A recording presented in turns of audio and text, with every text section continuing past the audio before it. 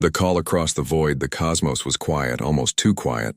For decades, humanity had explored the stars, sending out fleets and probes, establishing trade routes with distant civilizations.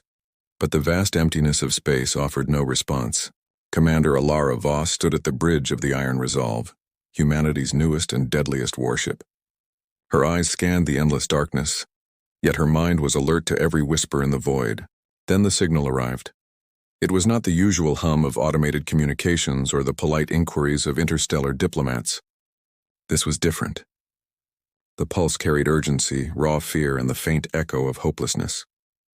Every human ship within the system detected it at once, and the AI classification marked it as Priority 1. Alara activated the translation array. The voice that emerged was melodic, almost musical, yet trembling with terror. To all beings capable of hearing this message, we are the Trivians. Our worlds are destroyed, our people slaughtered. The Tyrannix Empire leaves no one alive. Please, help us. Only those hardened by true survival can stand against them. Alara's heart tightened. She had seen threats before, but nothing had ever carried such despair. Around the bridge, her officers exchanged glances, some skeptical, some wide-eyed with fear. Lieutenant Kieran Tall, her chief tactical officer, finally spoke. Commander, these are aliens begging for help. But we barely know their technology. Their fleets, we don't even know the scale of the Tyrannix threat. Alara's gaze never wavered from the signal's readouts. We don't need to know everything. We need to act. Humanity didn't survive Zandara by staying home. We adapt, we endure. And if anyone can stand against this, it's us, she said firmly. Across Earth Command, debates raged. Strategists and politicians argued about human involvement, weighing the risks against moral responsibility. Some wanted caution. Some argued for intervention. The ethical question weighed heavily. Send human lives into an unknown war or leave billions to die? In the end, humanity's decision was clear. The SOS would not go unanswered. Preparation began immediately. The Iron Resolve would lead a fleet of 12 vessels, 4 destroyers, 6 cruisers, and 2 dreadnoughts. Each ship carried weapons forged during humanity's darkest days on the death world of Zandara. Kinetic railguns capable of piercing even the thickest shields, nuclear-tipped missiles, adaptive point defense grids, and hyper-acceleration engines designed for extreme maneuvers. Engineers and tacticians worked around the clock, poring over Trivian intelligence and whatever fragmented data existed about the Tyrannix Empire. They studied weapon schematics, shield capacities, fleet formations, and movement patterns. On board the Iron Resolve, Alara walked the corridors, observing her crew. They were young, some barely out of training, yet the intensity in their eyes mirrored her own. They had been conditioned on Death World simulations, high gravity, lethal predators, toxic atmospheres, and catastrophic storms. Humans were born to survive impossible odds, and now that training would be tested on an interstellar scale. Captain Ryan Holt, a seasoned veteran, joined her on the bridge. Alara, these Trivians, fragile, smart, but no fighters. They've never seen true survival on a planetary scale. They need us to be more than allies. We have to be the predators their enemies can't comprehend. Alara nodded. Exactly. They asked for help, we answer. That's human nature. The fleet gathered at Saturn's orbit, taking advantage of the massive planet's gravity well to calibrate their quantum drive. These drives could leap 40 light-years in mere hours, bending space and time into a tunnel through the void. Every calculation had to be flawless. A misstep could scatter the fleet across uncharted sectors. As the engines powered up, a quiet tension gripped every human aboard every vessel. This was more than a mission. It was a leap into the unknown, with billions of lives depending on their success. Alara addressed the officers one last time. Today we carry not just humanity's might, but its reputation. We are the saviors they didn't think would come. Remember, we fight with precision, with intelligence, and with adaptability. That is our edge. Make no mistake, the Tyrannix will test us in ways we cannot imagine. But humanity survives. Humanity wins. With a flash of distorted light, the fleet entered the quantum rift. Stars twisted, colors bent, and space itself seemed to stretch and fold. For a few terrifying seconds, everything was unrecognizable. Then suddenly they emerged near the Trivian system. The devastation was immediate. Planets scarred by orbital bombardments. Cities reduced to ash, smoke rising from shattered metropolises. Derelict warships floated aimlessly in space, and orbital defense grids flickered weakly before going dark. The Trivians were barely holding on. They were intelligent, their technology advanced in research and exploration, but their lack of military experience had left them vulnerable. Alara's sensors detected movement, small tyrannic scout groups approaching at high velocity. These were humanoid but taller and thinner than humans, with pale skin and sharp features indicating evolution on a less harsh world. They were terrifyingly precise in formation, yet their ships had one fatal flaw. They were not designed for the unpredictability and raw aggression humans would bring. Raise shields, charge railguns, and prepare intercept, Alara commanded. Her voice carried the calm of absolute confidence. We strike first and strike hard. Humanity doesn't wait for permission to defend the helpless. A communications burst from the Trivian leaders reached her. Humans, you came. We did not believe any would answer. Alara responded through the universal translator. We are here, and we will not leave until your people are safe. As the tyrannic scouts closed in, the first energy volleys lit up space. Human ships moved unpredictably, twisting, accelerating, and turning in ways that shattered the enemy's formation. Railgun rounds struck shields and armor with terrifying velocity, while missiles detonated in synchronized strikes. In less than 20 minutes, the 5 scout ships that approached were either destroyed or disabled. Alara watched her tactical officer grin in disbelief. They weren't ready for this. No species has ever been ready for humans, she replied quietly, her eyes scanning the horizon for the next wave.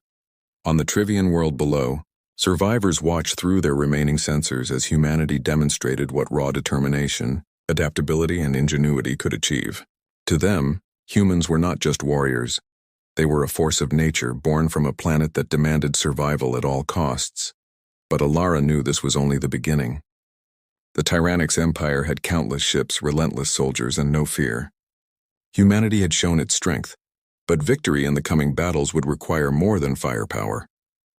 It would require cunning, cooperation, and the kind of relentless resilience that only humans could provide. As she tightened her grip on the command console, she allowed herself a single thought. Humanity had answered the SOS.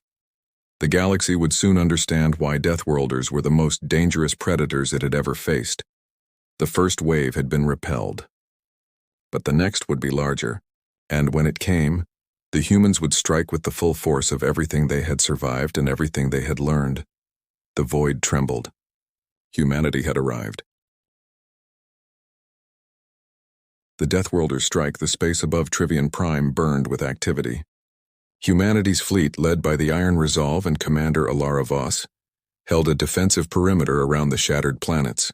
The first scouts of the Tyrannic's empire had been destroyed, but their main fleet loomed on the horizon, a swarm of vessels larger and faster than anything humanity had previously encountered. Each ship bristled with energy weapons, missile bays, and shields designed to withstand conventional assaults. Alara's hand hovered over the tactical console as she addressed her officers. They think their numbers will overwhelm us. They think precision and technology alone make them unstoppable. Let's show them they've never fought humans before. Lieutenant Kirantal smirked. I was hoping for that. The Tyrannic's vanguard approached in tight formation, their engines glowing bright green as they accelerated into attack vectors. Human sensors read their shields and weapon outputs with precision, yet Alara knew that raw data was only part of the equation. Humans survived because they could improvise, adapt, and endure. No shield or formation could predict their next move. Open fire, Alara commanded. Railguns discharged, streaking across the void at relativistic speeds. Each kinetic projectile tore through energy barriers, cracking armor like paper. Missiles followed, detonating in carefully timed sequences to disable propulsion and weapons arrays. Tyrannic's vessels twisted in evasive maneuvers, but human ships accelerated in patterns no algorithm could anticipate. The first clash was devastating for the Tyrannics. Their formations fractured under attacks humans could not have executed a century ago. Pilots who had trained under the brutal conditions of Zandara executed impossible maneuvers, shrugging off G-forces that would have killed lesser species. On board the Iron Resolve, engineers and weapons officers moved like a single organism, recalibrating turrets, adjusting shields, and tracking enemy movement with unmatched precision. Aboard the Tyrannic's flagship, their commander watched in disbelief. What kind of creatures are these? They move unpredictably, Their ships bend space in ways our calculations cannot track. Alara noticed a gap in the enemy formation, a single transport carrying Tyrannics Marines attempting to board Trivian colonies. She seized the opportunity. "Prepare boarding teams," she ordered. "We're taking a closer look at their soldiers and technology." A squadron of human Marines trained for every imaginable planetary and zero-G condition accelerated toward the transport. They breached the hull with magnetic grapples and cutting torches, moving inside the vessel faster than anyone could anticipate. Inside, they discovered the Tyrannic soldiers, tall, pale, and humanoid, with armor built for durability but not for agility or high-stress combat.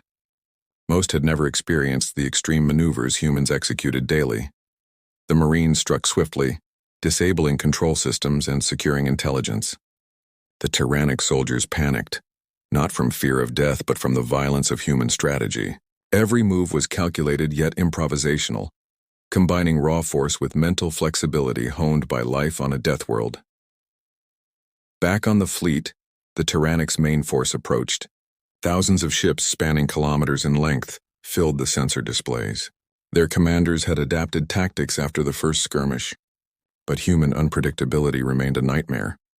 Alara activated the Iron Resolve's specialized systems, gravitic slings, electromagnetic pulses, and adaptive point defense. She coordinated with the fleet, giving precise orders that integrated human ingenuity with Trivian technology. "Use the debris fields for cover," she instructed.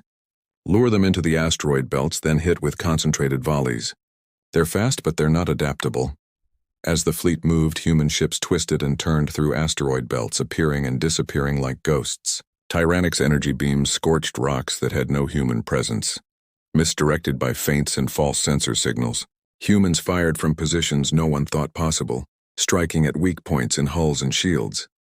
The battle raged for hours. Humans adapted mid-fight, improvising tactics that would have been impossible for any other species. They used gravity wells to accelerate their ships beyond standard limits, exploiting their endurance and resilience. Point defense grids were adjusted in real time to intercept both missiles and energy blasts, while railgun volleys ripped holes in shields and hulls. Trivian leaders watched in awe and horror. Their fragile species had relied on diplomacy and technology to survive. Humans relied on adaptability, brute force when needed, and an instinctive understanding of survival. The galaxy had never witnessed anything like it. In the midst of combat, Alara spotted a Tyrannic supercarrier attempting to escape the battle and regroup. "Divert everything," she ordered. "We take that ship or the fight continues for weeks. We cannot let them reorganize." The fleet responded instantly. Dreadnoughts led the charge, crushing smaller escorts with kinetic barrages while destroyers and cruisers flanked the supercarrier. Nuclear-tipped missiles and concentrated railgun strikes tore into its hull, exposing internal decks. Marines prepared boarding teams for another strike, this time against the heart of the Tyrannics command. The boarding operation was brutal. Tyrannic soldiers had no experience facing opponents who could endure extreme stress and high G-forces while executing lethal tactics. Humans moved with precision, clearing sections of the ship room by room. They captured data cores and prisoners, gaining intelligence critical for understanding Tyrannics' command structure and technology. Meanwhile, in orbit, Alara coordinated with Trivian engineers to reinforce planetary defenses. Trivians learned quickly, integrating human strategies and technology. Turrets were repositioned, shields reinforced, and emergency protocols established. The combination of human creativity and Trivian knowledge created a hybrid defense that the Tyrannics could not anticipate. Hours turned into a day of relentless combat. The Tyrannics' fleet was decimated, hundreds of vessels destroyed, countless soldiers incapacitated or captured. Humanity's losses were real. Ships damaged, some crews lost, but the cost for Tyrannics was catastrophic. Their empire had underestimated the Deathworlders, the humans hardened by a planet that demanded survival at all costs. On the battlefield, Alara reflected on the fight. Humanity had not just survived, they had adapted, evolved, and imposed their will. The Tyrannics would never again underestimate humans, and the galaxy would remember that when the desperate called for help, humanity answered with unmatched force and ingenuity. The Trivians, once fragile and terrified, now had hope. They looked to humanity not only as saviors but as teachers, creatures capable of surviving the impossible, enduring the unimaginable, and overcoming the unstoppable. Alara knew the galaxy had changed forever. As the last tyrannic ships fled into deep space, Alara turned to her crew. This is what humans do. We survive, we adapt, and we protect those who cannot protect themselves. Today, we reminded the universe that the Death Worlders are not just survivors. We are predators in the truest sense. The Iron Resolve and its fleet lingered in the Trivian system, assisting with repairs, training, and rebuilding. They had saved a civilization, defeated a galactic predator, and proven once again why humanity, forged on the deadliest of worlds, was a force the galaxy could never ignore. Above, in the endless black stars sparkled innocently, unaware that among them, humanity had left its mark, a warning, a promise, and a legacy of unyielding strength. The SOS had been answered. The galaxy would never be the same.